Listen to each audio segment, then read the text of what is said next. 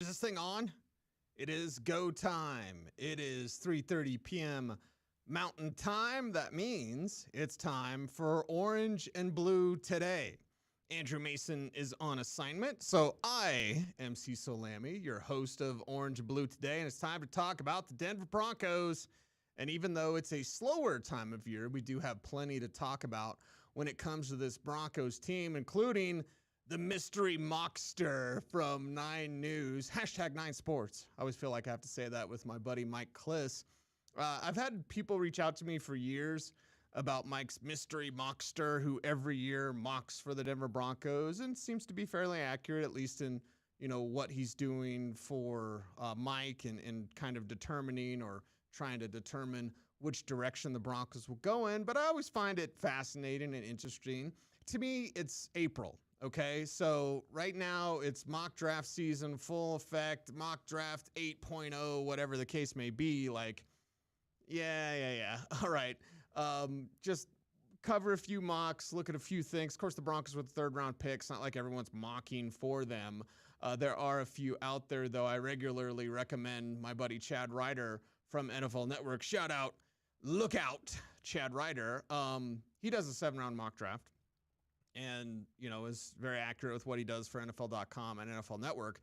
So there are some names, there are some interesting scenarios to look for with the Denver Broncos.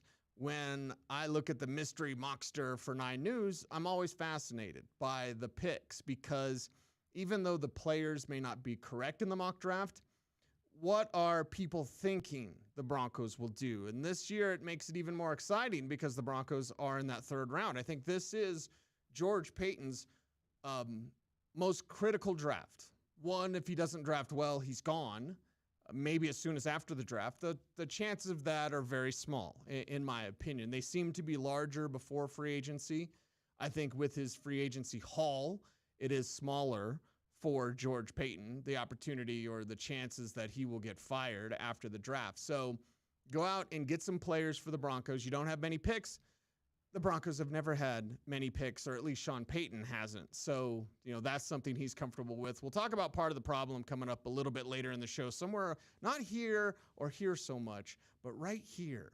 We'll talk about part of the problem with the Broncos and their past failures of the draft. But in looking at the 9 News mystery mockster, I'll pull it up here, hashtag 9 Sports, a center and a pass rusher. Now, again, mock drafts are fun to look at. You don't take them as gospel. You don't tear them apart. Although the funny thing is about mock drafts is they will get a zillion clicks. They will get torn to pieces. And everyone seems to be okay with that. Like people will complain about the mock drafts and then they'll be like, oh, well, that's fine. It's kind of what you do with a mock draft, which is always interesting to me. And again, I spend the pre-draft process doing my own preparations. When April gets here, I start to take a peek at what other people that I trust are saying. And this mystery mockster, again, with 9 News, is always interesting. I'm not going to say, right a spot on the money and everything that he does, but just interesting to look at. And a center and a pass rusher for the Broncos coming up in this draft, that would be interesting. Center is a position that I just wrote up, denversports.com, where you can check it out. Writing running backs today. That'll be out tomorrow at denversports.com. But when you look at the Broncos, it's like, okay, is there going to be a center coming in this draft class? The mystery mockster for 9 News says yes. Now, here's the problem. He says yes with the best center in this class. Now, opinions vary. They're all over the place. That was part of my article at denversports.com today. Is like when you look at the center position, I can tell, and again, I'm going to say this, I'm going to sound like an aloha, whatever. You'll be all right. I'll be all right. There's a lot of people that are watching offensive line that don't know what they're talking about. I always listen to resources, Mark Schlereth, Orlando Franklin, of course. There are many others that I will reach out to and ask questions about a guy or a prospect that I have questions. I don't know everything. I want to know everything. I want to know as much as possible, but I also have the humility, yes, actual humility to know, like, hey, offensive line play is interesting to scout. Like for me, running back, fairly easy. I'm not going to call it easy, but it's It's a position that I identify easily compared to other positions. Quarterback is a constant riddle with ever-changing pieces that morph into different pieces. So, that's a fascinating riddle each and every season. Wide receiver, cornerback, these are positions that you're looking for certain skills. With offensive line, with other positions as well, but with offensive line, it really is about schematics and fit. And then, the physical skill set is the easy stuff to see. So when opinions vary on the center class, I just go, yeah, nobody really knows what they're talking about. I reach out to those that do know. Again, a Mark Schlereth, an Orlando Franklin, to just inquire about these prospects. I have what my eyes tell me. And the nice thing about it, because there's more draft coverage these days than there was 20 years ago when I started in this industry, which is great. I encourage that. There should be. The draft is a huge event on the sports calendar, even though it's like the most boring thing to watch on TV. So when there's opinions coming out, let's say Oregon's Alex Forsyth, who I've seen as a second-round pick, where I have him graded as a late second, and then I see people that throw him in the 7th round. It's crazy to me. Like, okay, well, let's talk about it. Let's talk about his game specifically against Jalen Carter from Georgia. There were many things to take away from that contest where he graded out higher than any other prospect that went up against Carter, the big defensive tackle for the Bulldogs. So, again, that's just one player. But the mystery mockster for 9 News had to get him Joe Tippmann from Wisconsin. I don't want to say never. Never say never. There's no way in hell that Joe Tippmann is going to be there at 67. If you want to say the Broncos move up and they're in the 50s or whatever and they take Joe Tippmann, fine. I get that. And Tippmann is my number 1 center. He's not everyone's number 1 center. Again, opinions vary wildly. But with Joe Tippmann, I wrote about him at denversports.com. He looks like the next Badgers great. If the Broncos do want Joe Tippmann, sitting at 67 isn't going to happen. It's not going to happen. He's not going to be there. Okay, so we can have the fantasy that he will be there at 67, and this is great, and mystery mockster, again, interesting. I'm not slamming a guy. Nobody knows who is him. Mike won't even tell me, and people have assumed it's me. It's not me, because I wouldn't put Joe Tippmann to the Broncos at 67. He's not going to be there. I feel like Dante and Clerks, right? I'm not even supposed to be here today. Like, Tippmann is athletic. He can get out in space. He's a smart player. He's only given up 1 sack in his college career. He wins with guile. He wins with strength. He's quick off the line. Like, so many things to like about his game. I don't think he's going to be available when the Denver Broncos pick at 67. So that was one of the 2 third-round picks that 9 News mystery mockster had in store there.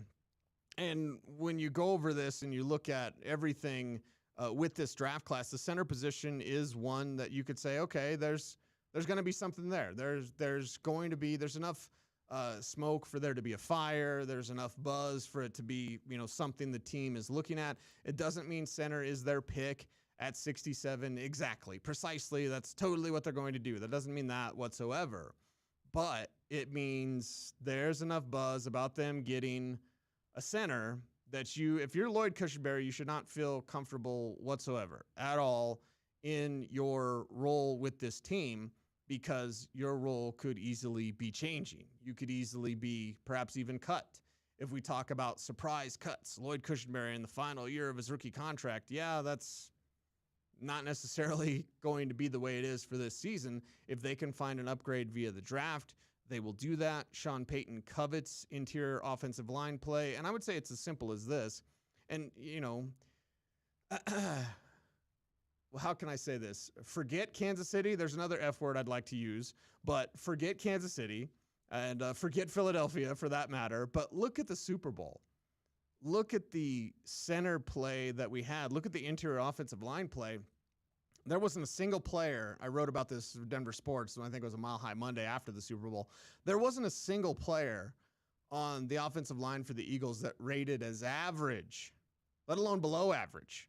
These are all above average players. You wonder why Jalen Hurts takes those strides. You wonder why Philadelphia has that success. It's that interior offensive line. It's the offensive line in general. I feel like, not to bring politics into it, but they always say it's the economy, stupid. Like with football, it's the trenches, stupid. Like, build your offensive line, build your defensive line. Full stop. Right? I always love when people say that. Full stop. Get the offensive line done. This offensive line has regularly been garbage for the Denver Broncos. I think you could easily replace many players. We're waiting on Quinn Miners to continue his development.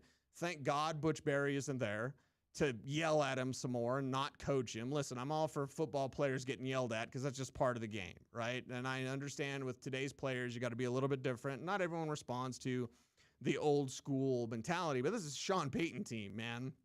This is Bill Parcellsian as you can get. So, yeah, you're going to take a chewing, and you got to learn how to take a chewing. If you play football, it's overweight men and windbreakers yelling at you. Yes, sir. No, sir. Right away, sir. Go out there and kick ass on the wild side. Quinn Miners can do that.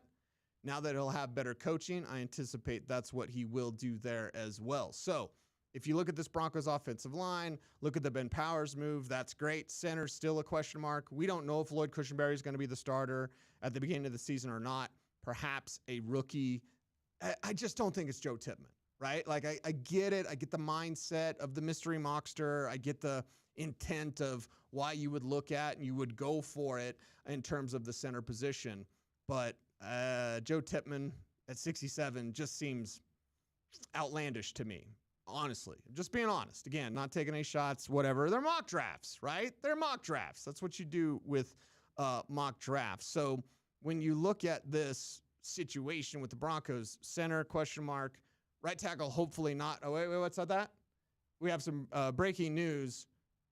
Mike McGlinchey just got called for holding again right now, April 4th. So, yes, he's going to hold a lot, people. Just get used to it. He's going to probably have 8 penalties. Every other game, get a holding call. Like, that's what McGlinchey's going to do. That's who he is. That's what he is. Hopefully the mauler in the ground game and all those sorts of things. Maybe I'm totally wrong, but we have history to go on with McGlinchey.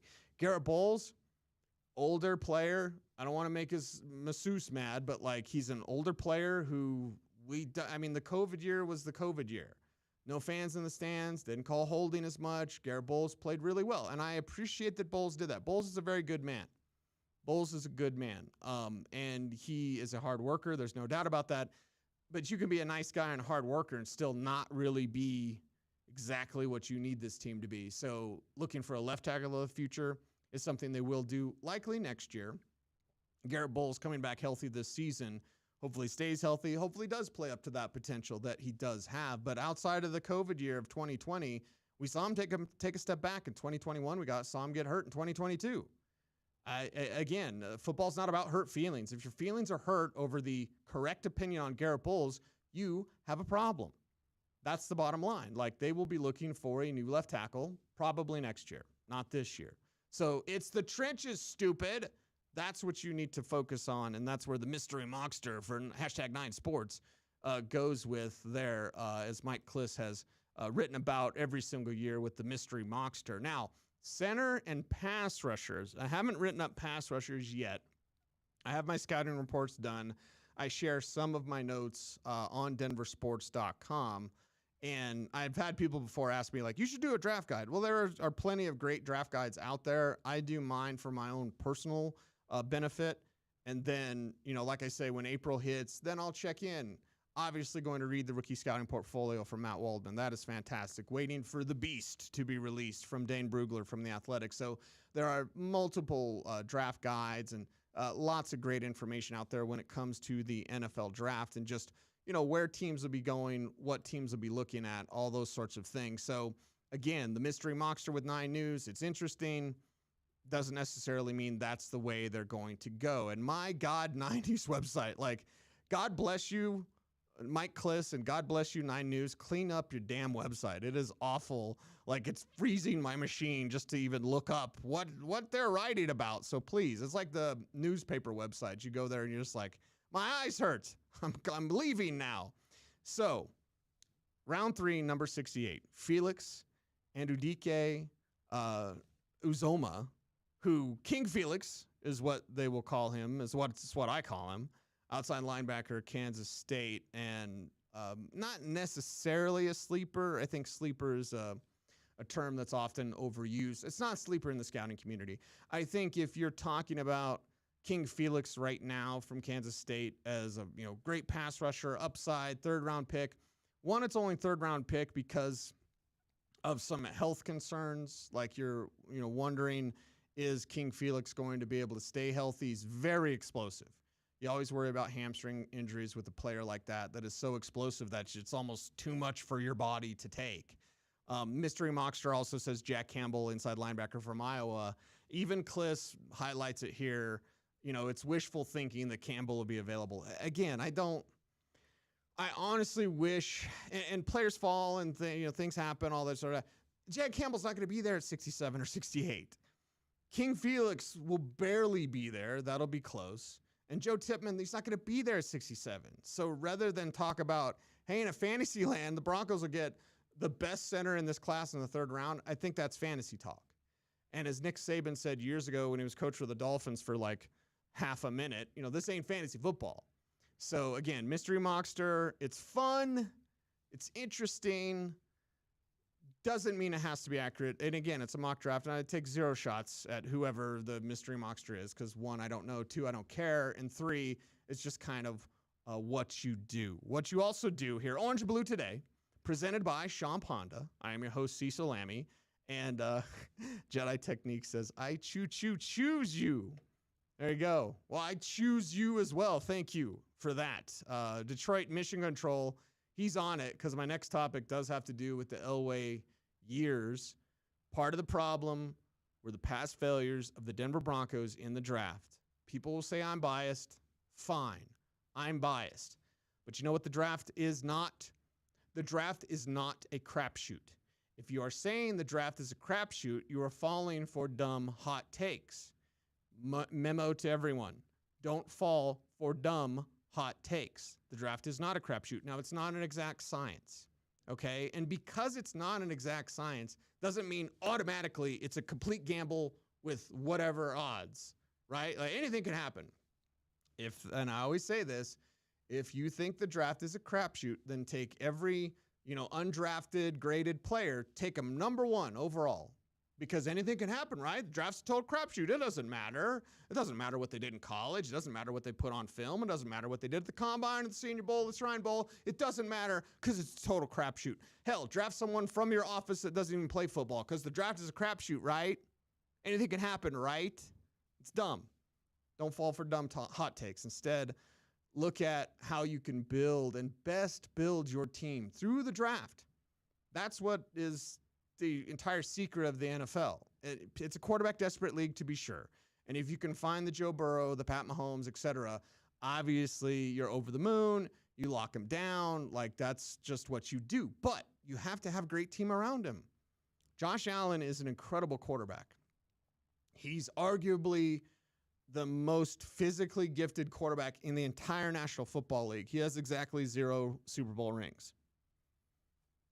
It's more than just the quarterback. That's a huge part of it in a quarterback-desperate league, but it's more than that. It's building the team.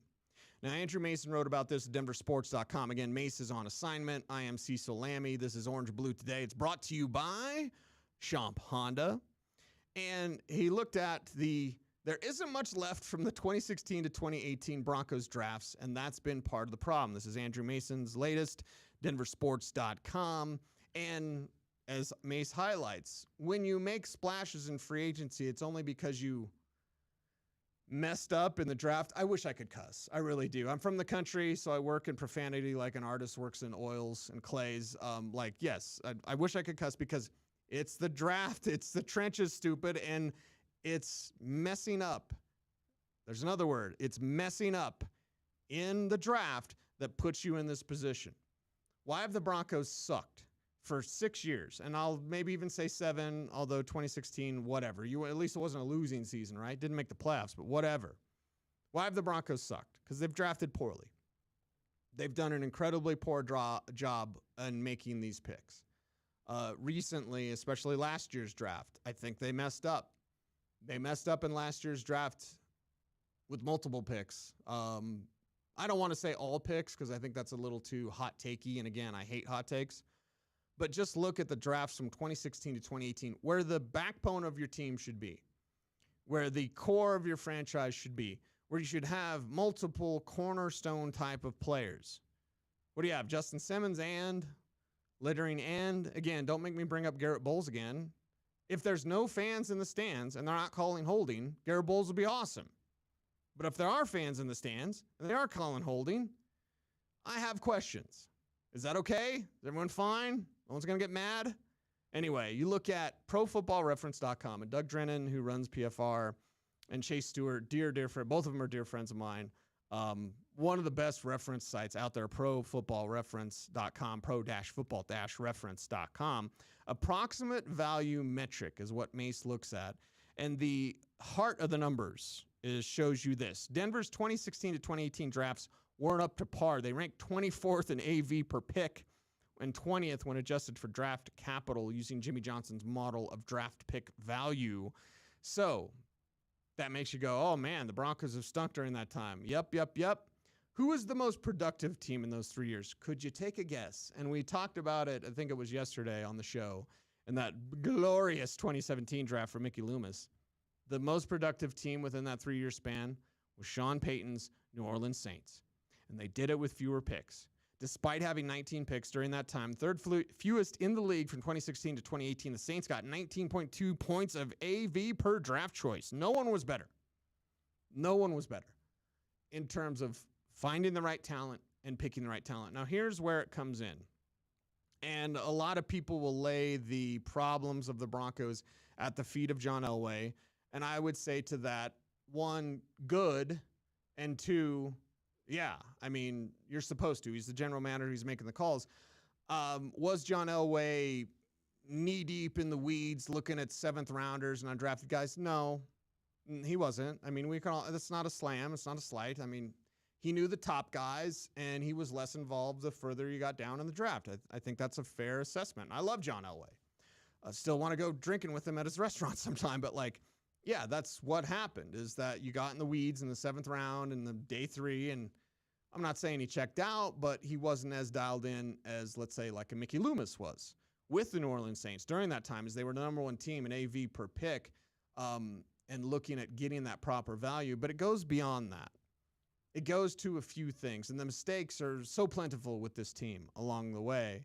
Not having proper ownership, having a trust in place that was there to make sure the trust was in place. I don't want to be mean, but that's, kind of what they were doing. And you had no direction. You had Vance Joseph in head coach. You almost had Mike Shanahan back. That was cut down allegedly by Joe Ellis or whatever I have to say. And so you had no identity. You were just a team like wandering aimlessly. Vance Joseph had no power. I honestly like VJ. He just had no power. Players knew it. They knew immediately, like, who runs the show, and it wasn't VJ. They didn't give him any power. So did he get a true assessment? Would he have failed as a head coach anyway with power? Yeah, probably. But we never got to see that with Vance Joseph. And he almost got replaced after 1 year by Mike Shanahan. I think we all know that story by now. You look at the lack of identity. Why were the Saints the most productive team in the NFL when it came to the draft during those 3 years? Post Super Bowl 50, 2016 to 2018. Again, Andrew Mason's latest, denversports.com. It's because Sean Payton knows who he is and what he wants. And I think that's something that cannot be overstated. Knowing who you are and what you're looking for. The Pittsburgh Steelers, for years, have regularly taken college defensive ends, stood them up, and made them outside linebackers in a 3-4. Why? Because they know who they are. They know the skills they're looking for. They know what they want to do. They've taken wide receivers. This isn't the days of Limas Sweed and Troy Edwards anymore. The Steelers, if they're drafting a wide receiver, and by the way, the Steelers are looking at some wide receivers that the Broncos have interest in, which tells me good for the Broncos, because the Steelers are showing interest. They know wide receiver talent. Why? They know who they are. They know what they're looking for. Sean Payton, with the fewest draft picks of anybody in the league. Why was Sean Payton able to have such success with the New Orleans Saints? Because he knows who he is and he knows what he's looking for. And having that, and again, it doesn't always lead to hits. I'll point you to Bill Belichick and the New England Patriots. They cannot draft a wide receiver to save their life. They've had multiple draft gaffes. They had Tom Brady to cover up the ills, and they had quality special teams for the most part. usually a strong defense, usually a good kicking game. It goes into the special teams. So you see the success they've had with Belichick. Now you wonder, because there is, I guess I would say, a power struggle. It's not the Patriots today, brought to you by Sean Ponda. It's Orange and Blue today, brought to you by Sean Ponda. But like, there's a behind-the-scenes controversy between Mac Jones and Bailey Zappi and which one the players prefer. It's not always Mac Jones, their first rounder. Anyway, I'm getting off track, but the point is, what's my point? The point is, when you know who you are, you'll know what to look for. You'll know exactly the type of player that you want and that you need to run your system the right way. And that's what Sean Payton is here. Sean Payton's here to change everything for the Denver Broncos. The Broncos have stunk. The Broncos have been embarrassing. The Broncos have been a laughingstock in the National Football League, and I say that with great remorse. The Broncos are here to get back to the top of the mountain. The Broncos are here with Sean Payton to, again, be one of the most revered teams in the entire National Football League, and I trust that they will. I trust that they will. Not as any sort of homer. I'm not a Broncos fan. I know some people get upset at that, but one, when you're an analyst, you can't be a fan. If someone's out there as an analyst and they're like, I'm a big fan, like, you're not a fan. Or, excuse me, you're not an analyst, you're a fan. You can't be a fan. You have to look at things fairly. And when you look at things fairly, I believe that Sean Payton is here to turn things around for the Denver Broncos. I believe he will. I believe that he will. George Payton's going to listen. He's going to have to listen. He doesn't have any choice. George Payton will listen. George Payton will get the players that Sean Payton needs to make this team one of the league's best once again. And it starts now in 2023. So knowing who you are and what kind of player you want is exactly the recipe for success. And George Payton is a smart man. One, I think he does have an eye for talent. I think he gets a little nervous. I've said it before. I think George Payton gets a little nervous when he's on the clock. I think he loves wheeling and dealing. And I am afraid, this hasn't yet been proven, so I can't necessarily say it with authority, but I will say I am concerned he's got too much Minnesota in him, where it's like, hey, we made the playoffs, everybody, yay.